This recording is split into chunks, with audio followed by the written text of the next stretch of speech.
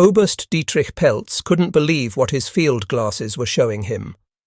A Luftwaffe staff officer temporarily working out of Kesselring's headquarters, Peltz stood at Montecorvino airfield near Salerno on that September day in 1943, watching something that defied everything he'd learned about military operations.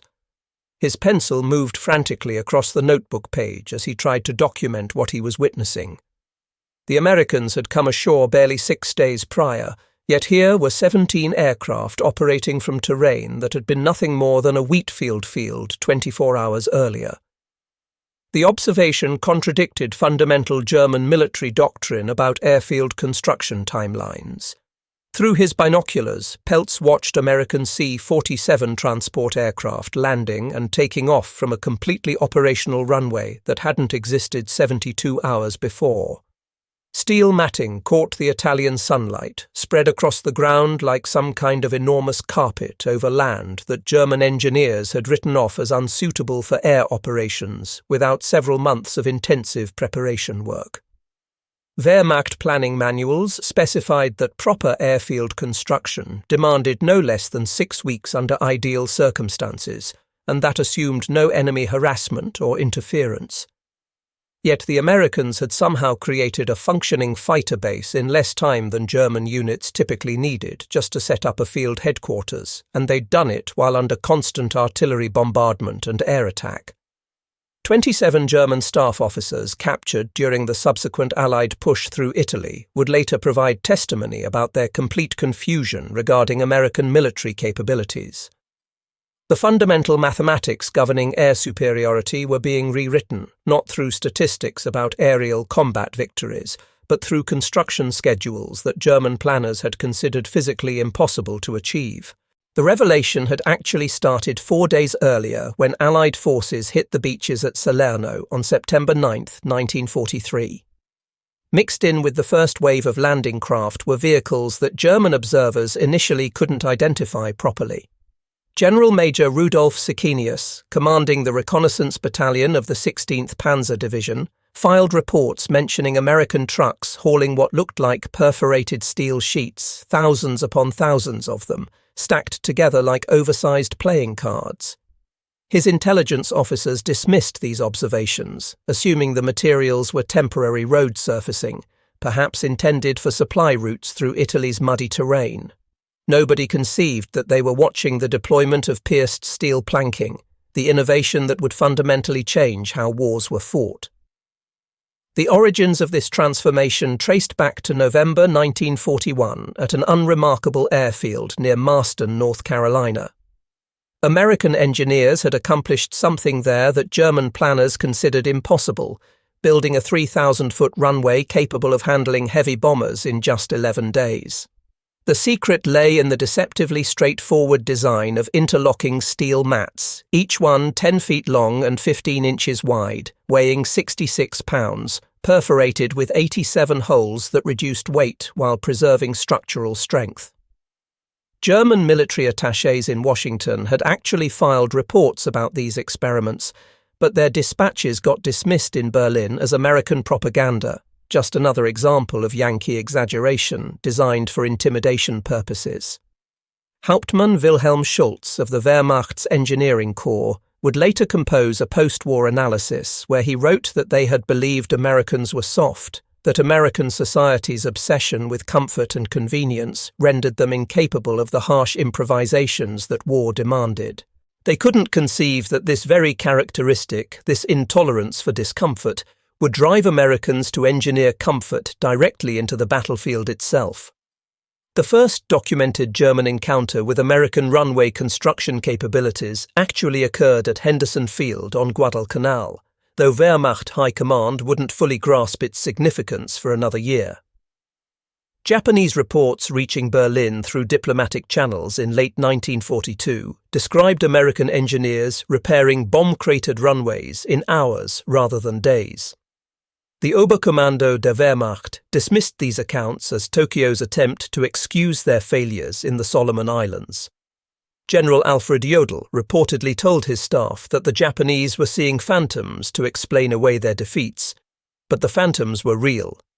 The 804th Engineer Aviation Battalion had landed with the Marines at Guadalcanal in August 1942, inheriting a partially completed Japanese airstrip. Within days, despite nightly bombardment from Japanese warships and daily air raids, they'd transformed the facility into a base capable of supporting continuous combat operations. The Japanese, whose own engineering doctrine allocated weeks for such work, watched in disbelief as American bulldozers working around the clock accomplished in hours what their manual labor achieved in days. Lieutenant Colonel Friedrich von Kleist, captured at Salerno while commanding an artillery battery, would spend hours interrogating his American captors about their engineering capabilities, unable to accept their explanations. In letters to his wife discovered decades later in American archives, he wrote that the Americans spoke of laying runways as one might describe spreading a tablecloth, that they had mechanized the impossible. The true shock for German commanders came with understanding the scale of American production. Each steel mat required precise manufacturing to ensure perfect interlocking capability.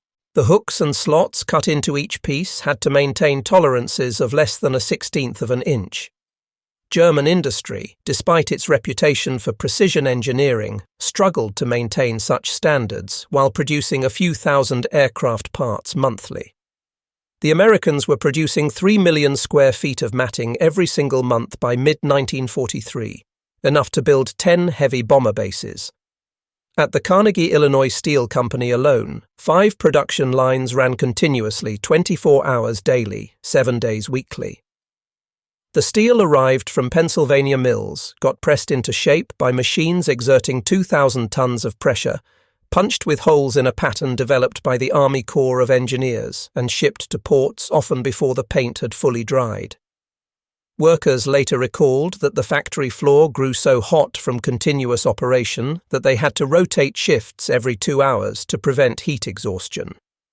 The logistical chain that delivered these materials to combat zones defied German comprehension. Field Marshal Albert Kesselring, commanding German forces in Italy, would later calculate that moving the materials for a single American airfield required more shipping capacity than the entire Wehrmacht possessed in the Mediterranean theatre. Yet the Americans built dozens of such fields simultaneously while maintaining their regular supply operations.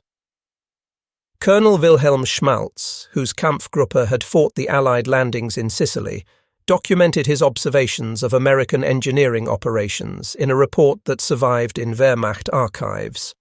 On July 13, 1943, his reconnaissance units observed American engineers beginning work on an airfield near Gela. Day 1, Americans clear vegetation with armoured bulldozers, impervious to sniper fire. Day 2, ground levelled by machines working in darkness, using lights they would never dare illuminate. Day 3, steel matting arrives on endless truck convoys. Day 4, first fighters land. This isn't warfare as they understood it. This is industrial conquest. The aviation engineers themselves represented a revolution in military thinking that German doctrine had never contemplated.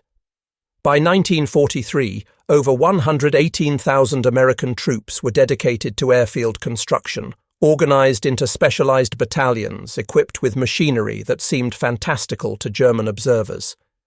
Each battalion possessed equipment worth more than an entire panzer company.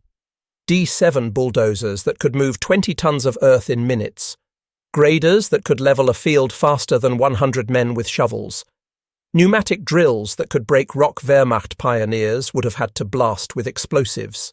Sergeant Klaus Müller, a Wehrmacht pioneer captured in Sicily, watched American engineers work and later testified that one American operator on a bulldozer accomplished more in an hour than his entire company could achieve in a week. But it wasn't just the machine, it was the systematic approach. They had a procedure for everything, timed to the minute. While Germans were still surveying, Americans were already landing aircraft. The 814th Engineer Aviation Battalion's operational history, captured intact when their headquarters was briefly overrun near Foggia, revealed the stunning pace of American operations. In 5 weeks in Sicily, they'd constructed or repaired 13 airfields. They'd removed 6,000 landmines without a single casualty, using magnetic detection equipment German pioneers didn't know existed. They'd laid 2.5 million square feet of matting, graded 3.5 million cubic yards of earth, and constructed drainage systems that turned swamps into all-weather runways. German intelligence initially refused to believe these reports. Oberst Hermann Balck, later to command a panzer division in France, reviewed the captured documents and declared them obviously fabricated for deception purposes. He calculated that such work would require at least 10,000 labourers working for 6 months.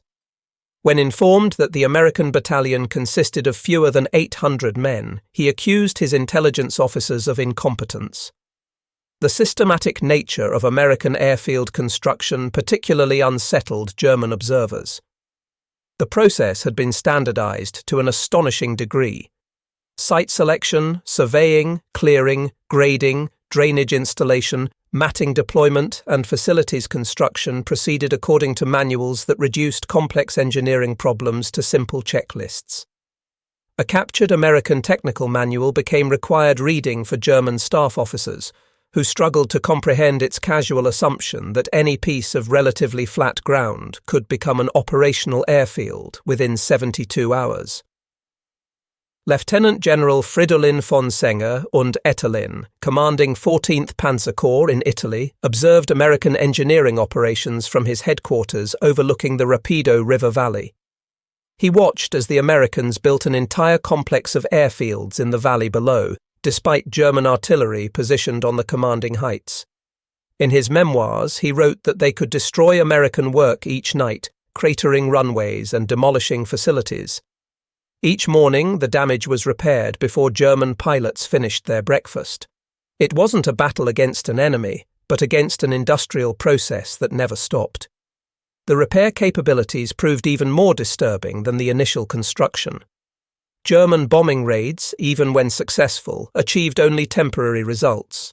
Luftwaffe technical officers calculated that a 500-kilogram bomb creating a crater 30 feet wide and 15 feet deep should close a runway for at least 48 hours, assuming around-the-clock repair efforts.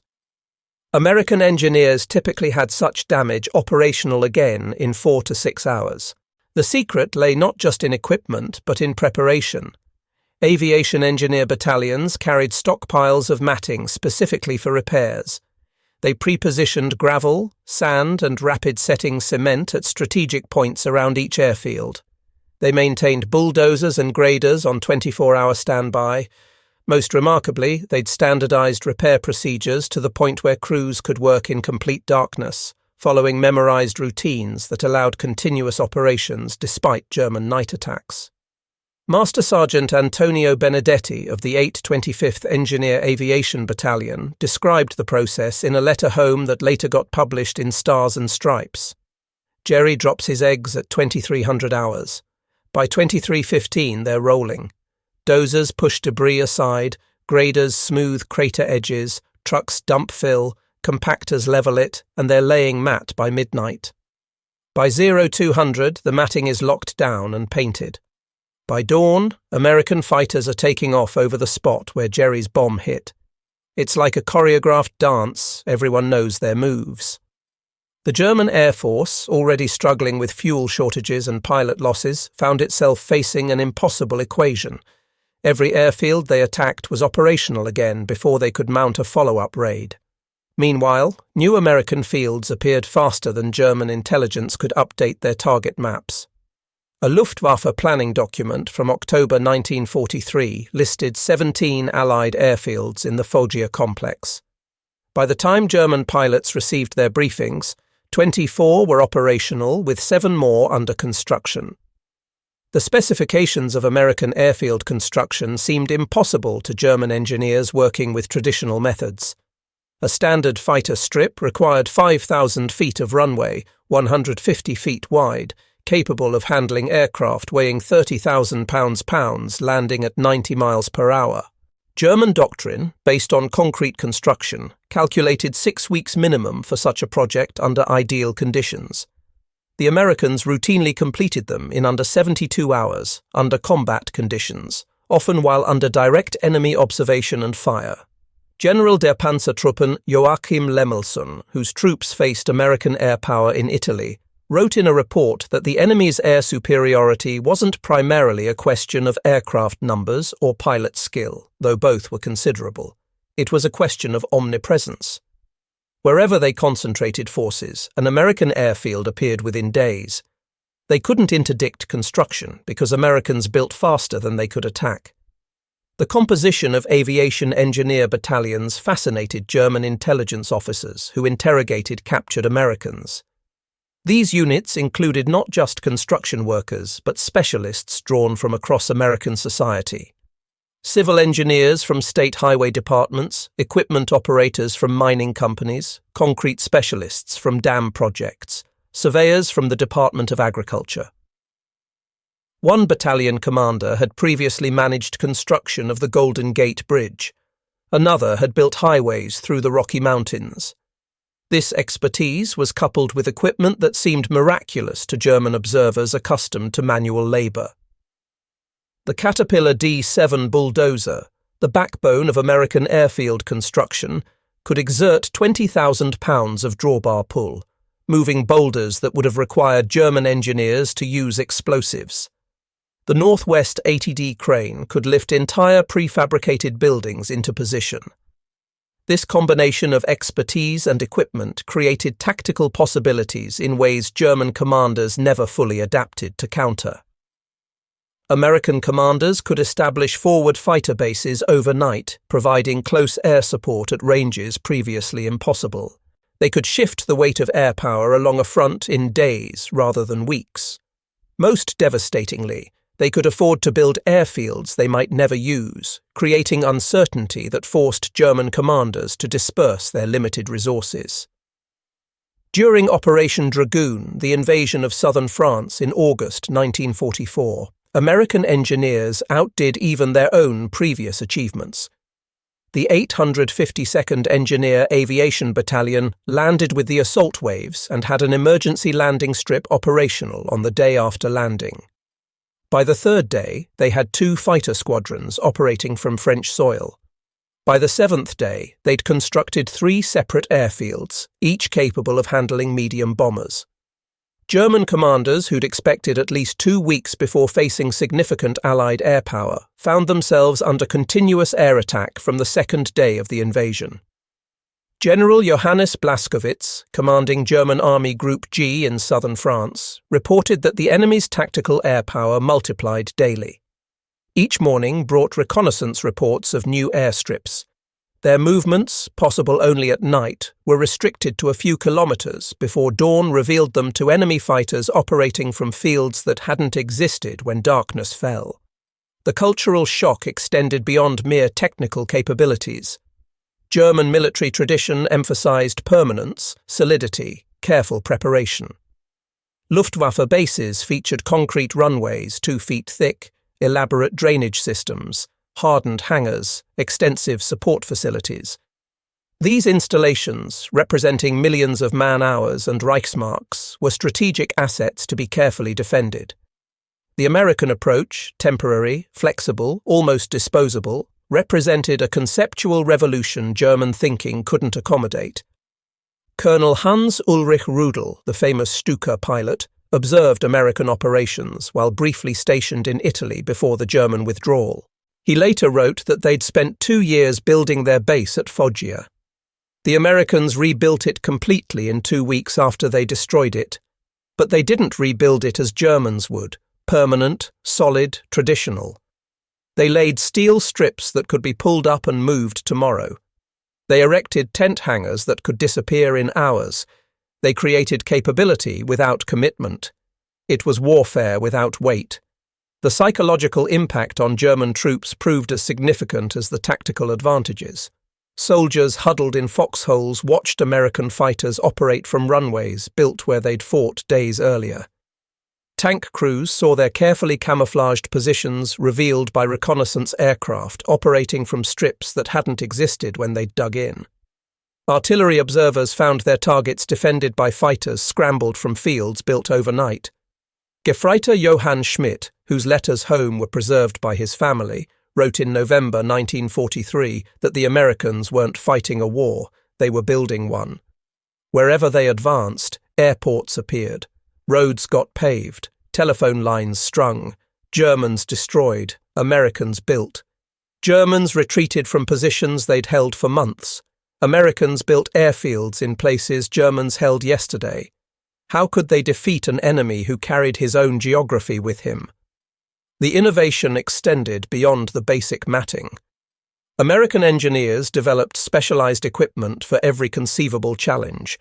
The Rome plow, a massive blade designed for clearing vegetation, could remove trees 18 inches in diameter while moving at 5 miles per hour. Specialized drilling equipment could create drainage wells through solid rock. Portable rock crushers could convert rubble from bombed buildings into runway base material. Chemical soil stabilizers could turn sand into surfaces capable of supporting heavy bombers. Wehrmacht engineers, many of them skilled professionals before the war, found themselves reduced to manual labor while watching American teenagers operate machinery worth more than entire German engineering companies possessed. A captured report from the 19th Luftwaffe Field Division noted with bewilderment that American boy soldiers, many appearing no older than 18, casually operated equipment worth more than entire German engineering companies possessed. The prefabrication revolution particularly stunned German observers. Entire airfield facilities arrived in numbered crates ready for assembly like gigantic construction toys. Control towers 40 feet tall were erected in 8 hours. Hangars covering 15,000 square feet were operational in 2 days. Fuel systems with underground tanks and miles of piping were installed in 72 hours. Operations centers complete with communications equipment were functioning within 24 hours of arrival. Lieutenant Colonel Ernst Zimmermann, a Luftwaffe logistics officer, calculated that establishing equivalent facilities using German methods would require 2,000 tons of concrete, 500 tons of steel reinforcement, 500,000 man-hours of skilled labor, and a minimum of 8 weeks under perfect conditions. He watched Americans achieve superior results with 100 tons of prefabricated materials, 50 men, and 72 hours. The supply chain supporting this construction miracle defied German comprehension of logistics. Each aviation engineer battalion required 2,000 tons of equipment and supplies to establish a single fighter field. A bomber base required 5,000 tons. Yet American Liberty ships, themselves products of revolutionary production methods, delivered these materials to invasion beaches where specialized landing craft designed specifically for matting transportation brought them ashore. Within hours of hitting the beach, steel matting was moving inland on trucks built in Detroit, using fuel refined in Texas, following maps printed in Washington. General der Infanterie Gustav von Zangen, whose 15th Army faced American forces in Holland, described watching American C-47s land on a runway that his troops had defended 48 hours earlier. His operations officer insisted the grid reference was wrong. There was no airfield at that location. He had to show him through his field glasses. The Americans had built it while Germans were writing their reports about holding the position. The strategic implications gradually became clear to German commanders, though too late to develop effective countermeasures. The American ability to project air power anywhere instantly meant that traditional concepts of front lines became meaningless. Every German position, no matter how far from established Allied bases, was potentially under immediate air threat. Reserves couldn't concentrate without inviting attack from fighters operating from runways that hadn't existed when movement orders were issued. Field Marshal Gerd von Rundstedt, commanding German forces in the West, issued a directive in May 1944 that revealed Wehrmacht's growing desperation. Enemy airfield construction capabilities must be assumed to be unlimited. All planning must assume Allied tactical air support will be available within 72 hours of any landing or breakthrough. Traditional calculations of distance from enemy air bases are no longer valid. The directive was prophetic. After the Normandy landings, American engineers performed even more spectacular feats. Advanced landing grounds sprouted across Normandy like mushrooms after rain. One near Sainte-Mère-Église was operational 3 days after the invasion. By the 10th day, 9 American airfields were operational in Normandy. By the 30th day, there were 24.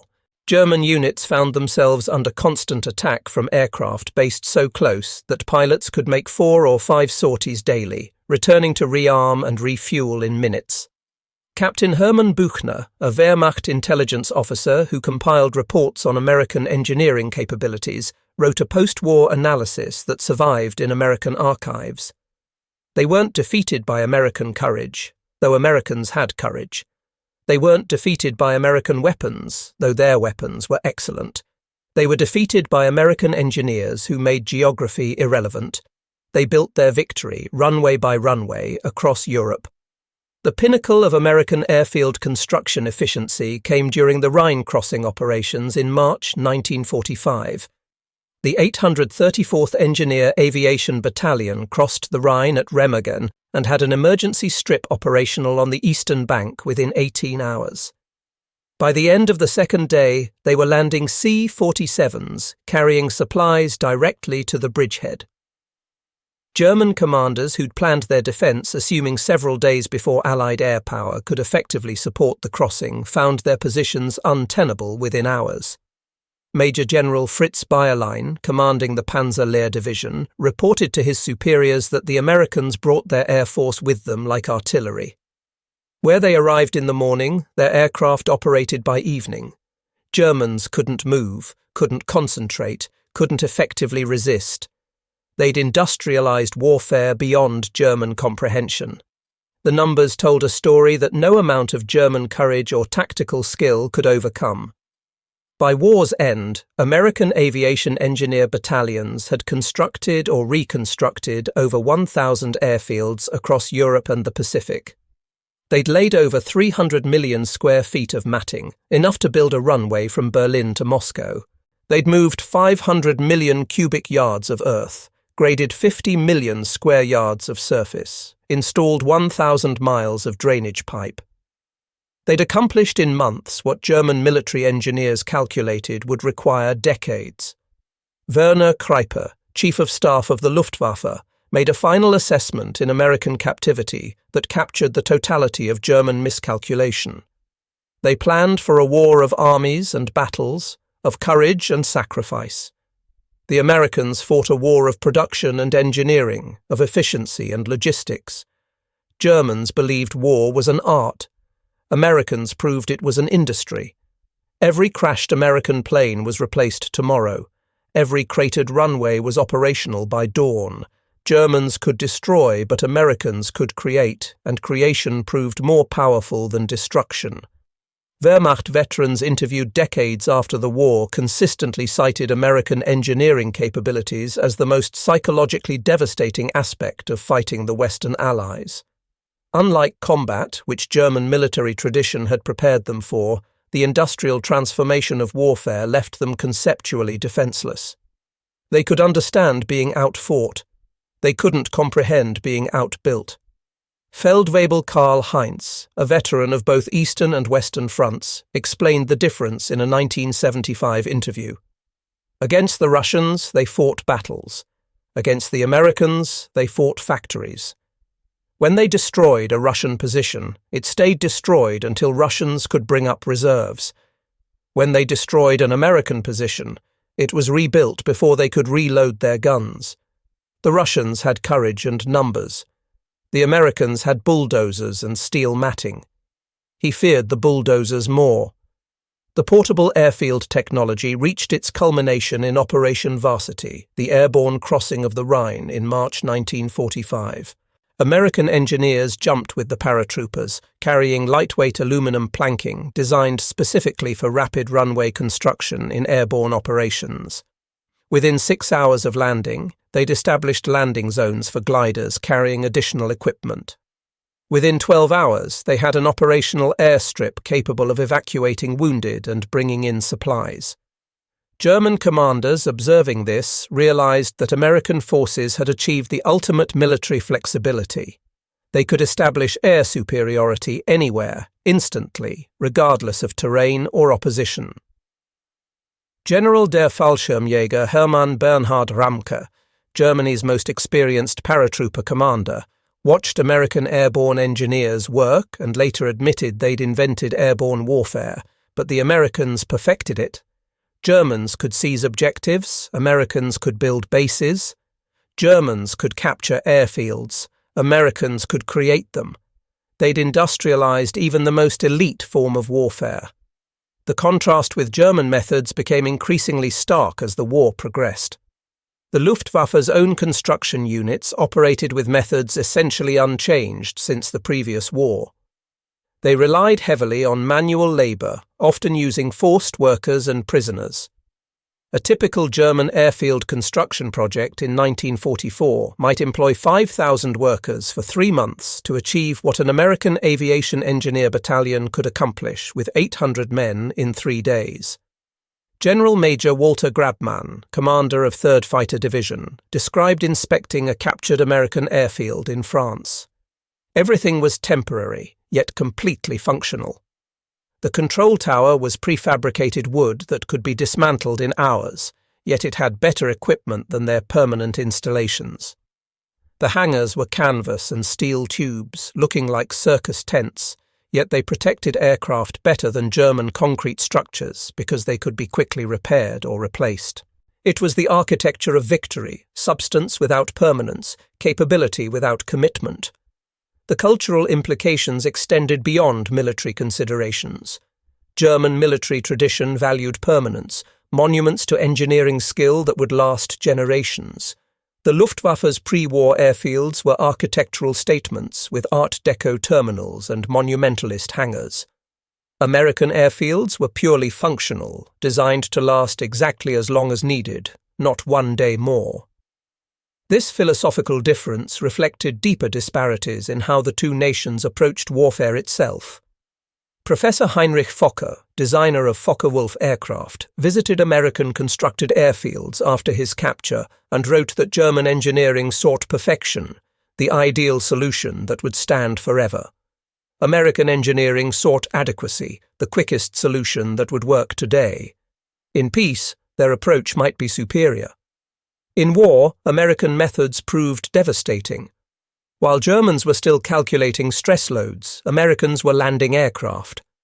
The speed of American construction created tactical opportunities that German doctrine had never anticipated and could never counter. During the breakout from Normandy, American commanders leapfrogged fighter strips forward with advancing ground troops, maintaining continuous close air support at ranges that should have been impossible. Colonel Hermann Zimmermann, operations officer for Luftflotte 3, reported in August 1944 that American fighter bombers operated at will, seemingly unlimited by range considerations. Their intelligence estimates of American capabilities based on known airfield locations were worthless. Americans built new fields faster than they could update their maps. They were fighting an enemy who reshaped geography to suit tactical needs. The repair capabilities proved as decisive as initial construction.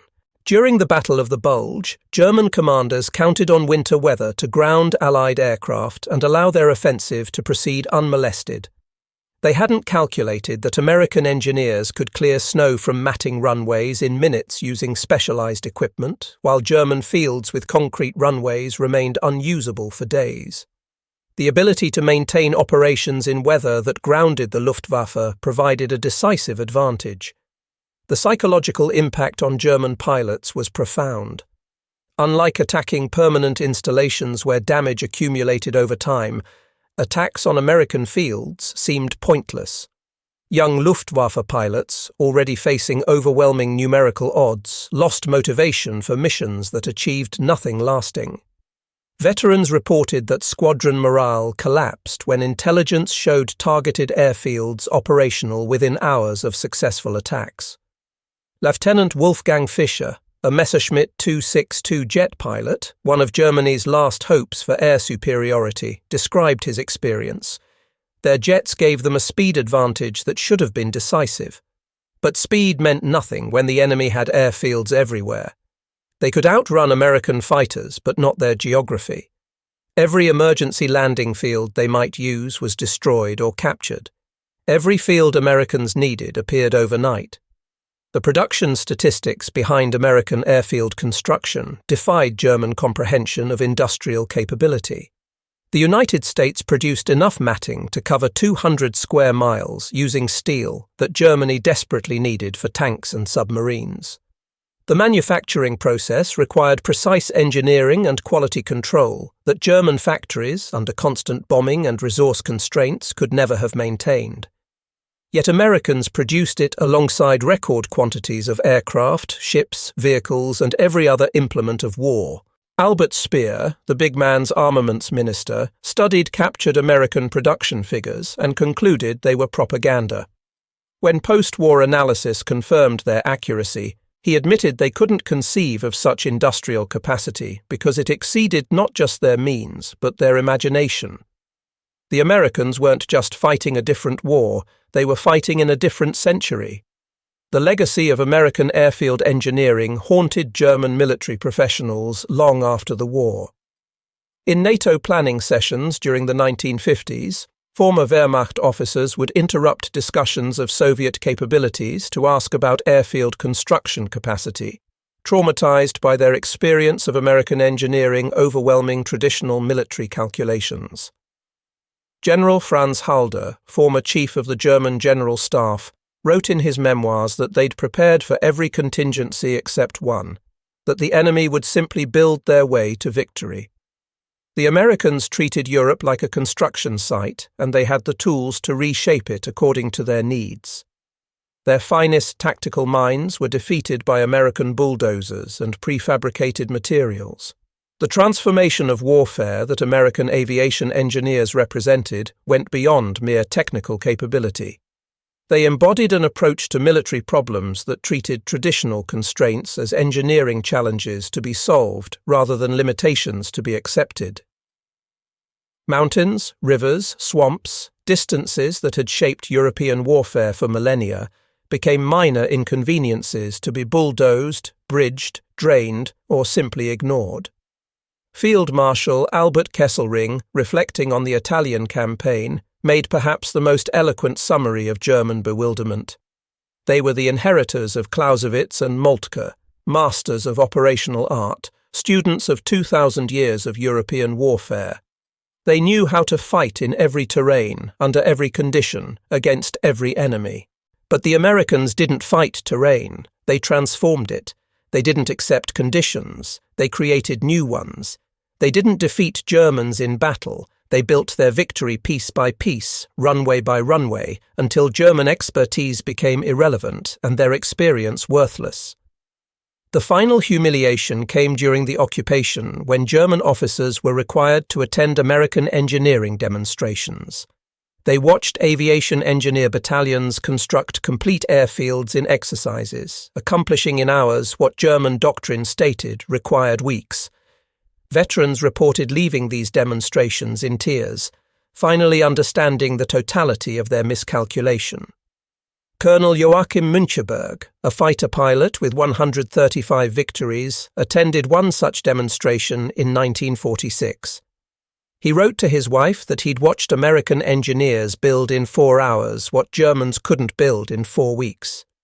He finally understood why they'd lost. They'd brought warriors to an industrial competition. They thought courage and skill would triumph over material superiority. They didn't comprehend that Americans would make material superiority so overwhelming that German courage became irrelevant. The numbers provided the epilogue to German military pride. American aviation engineers constructed 235 major airfields in Europe alone, not counting hundreds of emergency strips and temporary facilities. They laid enough matting to build a highway from London to Istanbul. They moved enough earth to fill a canal from the Baltic to the Black Sea. They achieved construction rates that German engineers, even using slave labor, never approached. In the Pacific, the statistics were even more staggering. Engineers transformed coral atolls into major air bases, built runways through jungle that German observers had deemed impossible, created facilities on islands that German strategists had dismissed as unusable, The apex came at Tinian, where American engineers built the world's largest airfield in 1944, 6 runways each over 8,000 feet long, from which heavy bombers would launch the atomic attacks that ended the war. Vice Admiral Friedrich Ruge, Germany's senior naval engineer, studied American construction methods during his post-war internment. His conclusion was stark. Germans measured military power in divisions, ships, aircraft. Americans measured it in tons of concrete poured, miles of runway laid, cubic yards of earth moved. Germans were correct that modern war would be won by industrial power. They simply never imagined that industrial power could be projected directly onto the battlefield, that factories could be weapons as surely as cannons. The revolution in military engineering that American aviation engineers represented fundamentally changed warfare. The ability to create air superiority anywhere instantly through engineering rather than combat rendered traditional military geography obsolete. Distance from bases, terrain obstacles, seasonal conditions, factors that had governed military operations throughout history, became minor variables in American planning. General Heinz Guderian, architect of German armoured warfare, made a final assessment that captured the existential shock to German military thinking. They'd perfected mobile warfare, the blitzkrieg that conquered Europe. But Americans achieved something greater. Germans moved war, Americans moved civilization itself. They brought their entire industrial base to the battlefield, assembled it under fire, operated it in combat. Germans were still fighting the last war, while Americans were inventing the next one. The story of German encounters with American airfield construction is ultimately a narrative of conceptual defeat. The Wehrmacht, inheritor of centuries of European military tradition, found itself facing an opponent who'd bypassed that tradition entirely. American aviation engineers didn't defeat German military art, they made it irrelevant. They proved that in modern warfare, the ability to build was more powerful than the ability to destroy, that creation could overwhelm destruction, that engineering could triumph over tactics. Obergruppenführer Paul Hauser, one of Germany's most decorated commanders, provided perhaps the most poignant epitaph for German military presumptions in a conversation with American interrogators. "You Americans kept saying you'd win because you could outproduce us. We laughed, thinking you meant more tanks and planes. We didn't understand you meant you'd produce the battlefield itself, that you'd manufacture the very ground we fought on. You didn't defeat the Wehrmacht, you bypassed it, building your victory on runways that didn't exist when the battle started." The German generals who'd studied Napoleon's campaigns, who could quote Clausewitz and debate Schlieffen, who understood every principle of European warfare, found themselves undone by American teenagers operating bulldozers and laying steel planks. They'd prepared for every form of warfare except the one they faced: industrial construction at battlefield pace, engineering as a weapon system, building as a form of combat. In the end, German military professionals were left with a truth too bitter to fully accept. They hadn't been outfought, but outbuilt. The finest army in Europe, perhaps in history, had been defeated not by superior strategy or tactics, but by an enemy who could transform wheat fields into air bases overnight, who could repair in hours what took days to destroy, who fought not with courage alone, but with steel matting and bulldozers. General Field Marshal Wilhelm Keitel, signing Germany's surrender, reportedly told General Eisenhower that they knew they'd face American industry. They didn't know they'd face it directly on the battlefield in the form of engineers who could build faster than they could destroy. Eisenhower's reply, if accurately recorded, was telling. That's why you lost. The legacy endures in military doctrine worldwide. Modern warfare assumes rapid airfield construction, forward-based development, expeditionary engineering as fundamental capabilities. The revolution that shocked German generals in 1943 has become so routine that modern military officers cannot imagine warfare without it. Yet for the Wehrmacht officers, who first witnessed American engineers unrolling runways from trucks, it was the moment their world ended and a new age of warfare began. They'd expected to fight Americans. They hadn't expected Americans to abolish the battlefield itself, replacing it with an industrial landscape that appeared and disappeared according to tactical needs. They hadn't expected to be defeated not by a tank or plane or gun, but by the ability to transform any piece of ground into an airbase instantly, repeatedly, unstoppably. The German generals never imagined American engineers would unroll airstrips from trucks overnight. They were wrong. That miscalculation, more than any battle or campaign, explains why the Wehrmacht, master of continental warfare, found itself helpless before an enemy who'd industrialized victory itself. In the end, Germans brought a military to an engineering competition, and they lost before they understood the nature of the contest.